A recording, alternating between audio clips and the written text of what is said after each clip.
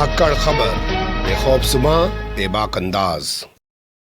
धाकड़ खबर के न्यूज़ से मैं आपके साथ हूं अकरम रईस खान। खींचो न कमानों को, न तलवार निकालो, गरतौफ मुकाबिल तो अखबार निकालो। जी हाँ, ध्यान से सुनिए, थोड़ा गौर से सुनिए, क्योंकि ये शेर, ये कहावत, ये शब्द आज अगर किसी ने चरितार्थ कर दिखाए हैं, जीवित कर दिखाए हैं, तो उसका नाम है संकेत उपाध्याय। तो उन्होंने साबित कर दिया है कि खींचो न कमानों को, न तलवार निकालो, गरतौफ मुकाबिल तो अखबार निकालो। अगर आप ईमानदारी से पत्रकारिता करना जानते हैं, आपको पत्रकारिता करने का शऊर है और आप रिपोर्टिंग ढंग से कर सकते हैं, तो जो ये 56 इंच का सीना फुला के चाणक्य नीति से इस देश को मठ की तरह चला रहे हैं ना, इनके चेहरे से भी नकाब उतारी जा सकती है। जो आरएसएस और बीजेपी के दम पर अपने आप को बड़ा भगवाधारी दिखाकर हिंदुत्व के मुद्दे पर रात दिन नफरत की राजनीति का खेल खेल रहे हैं, उनको भी बेनकाब किया जा सकता है। और ये खबर सामने आने के बाद ये कहना कुछ गलत ना होगा कि एक दिन भारतीय जनता पार्टी के बड़े बड़े संस्कारी नेता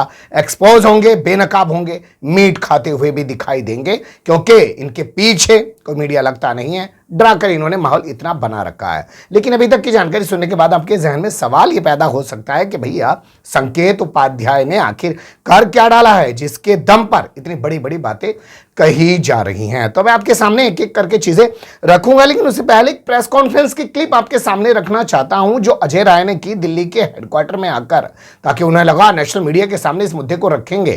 कांग्रेस के प्रदेश अध्यक्ष हैं उत्तर प्रदेश से, तो भाई मीडिया एकदम इसको कैच कर लेगा। लेकिन देखिए, वो पत्रकारों से कह रहे हैं कि आपके कोई सवाल हो तो बताइए। धन्यवाद। कोई सवाल हो तो इसी संदर्भ में कोई सवाल हो तो ये दोनों संदर्भ में आप मुझसे कोई सवाल पूछ सकते हैं।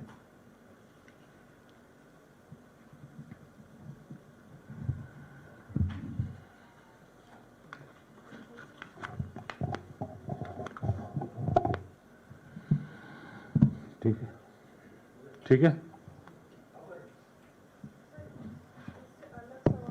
नहीं, सवाल इसी से संबंधित रहेगा जो भी सवाल। ये 1 मई 2025 को नगर निगम के कार्य समिति की तरफ से 13 किलोमीटर के मार्ग पर शराब मांस की बिक्री पर प्रतिबंध लगाने का प्रस्ताव पारित किया गया। जी धन्यवाद, बहुत धन्यवाद, शुक्रिया।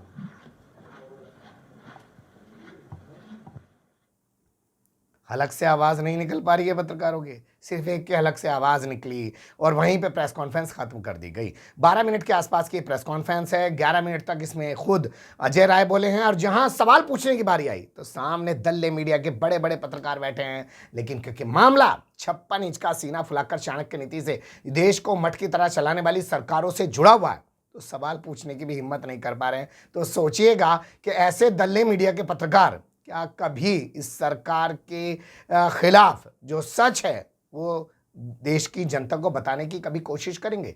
नहीं बताएंगे। वो काम तो संकेत उपाध्याय ही कर सकते हैं। अब बात करते हैं कि कौन है संकेत उपाध्याय। तो ये उनका चेहरा है, आपने देखा होगा। वो बहुत सारे चैनलों में काम कर चुके हैं। हाल फिलहाल तक वो एनडीटीवी में काम करते थे, लेकिन जैसे रवीश कुमार ने एनडीटीवी को छोड़ा, वैसे ही संकेत उपाध्याय ने भी एनडीटीवी को छोड़ दिया। और ये हैं सौरभ शुक्ला, इनके साथ मिलकर इन्होंने बना लिया द रेड माइक। जी हाँ, द रेड माइक इनका यूट्यूब चैनल है और आप जाएंगे, बहुत शानदार रिपोर्टिंग करते हैं और हमेशा इनकी रिपोर्टिंग पर चर्चा होती है पूरे मीडिया के अंदर। इससे पहले इन्होंने हाल फिलहाल में अभी ट्राई के एक फैसले को लेकर या ट्राई के खुलासे को लेकर बताया था कि कैसे मोबाइल कंपनियां पूरे देश के उपभोक्ताओं को लूट रही हैं। लेकिन अब ये पहुंच गए अयोध्या। जी हाँ, वही अयोध्या जिसका पहला नाम फैजाबाद हुआ करता था, और जिस अयोध्या के नाम पर रात दिन संस्कारी लोग जो सत्ता में बैठे हैं नफरत की राजनीति को बढ़ावा देने की कोशिश कर रहे हैं। वहां पर कैसे शराब के ठेके चला रहे हैं संस्कारी, वो देख लीजिए। मैं अपने साथी से आग्रह करूंगा कि वो जरा वीडियो ऑन करके आप सबको दिखाएं और प्रस्तुत करें।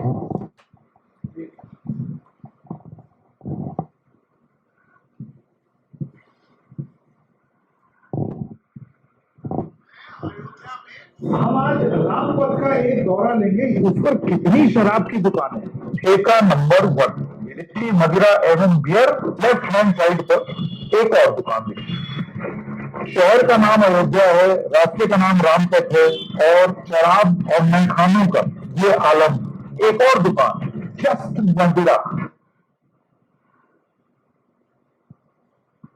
ये लीजिए साहब, लिकर वाला स्कॉच बियर अयोध्या में दुकान नंबर 5 ये जमी हुई है। ये जो राम पथ है इस पर हर किलोमीटर पर एक ठेका है, और वो देखिए सड़क के दूसरी तरफ 6वां ठेका। अयोध्या के एंट्री पॉइंट में इस तरीके के बियर के कैन पड़े रहते हैं।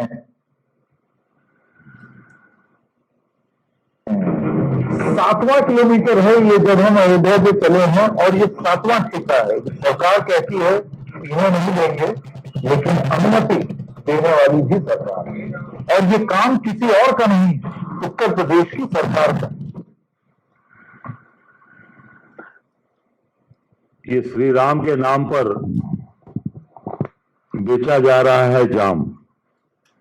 ये अयोध्या नगरी जो भगवान श्री राम की जन्मस्थली, जिसको इन्हीं की नगर निगम कार्य समिति ने 1 मई 2025 को पूरे 13 किलोमीटर के मार्ग पर इसे प्रतिबंधित किया गया था।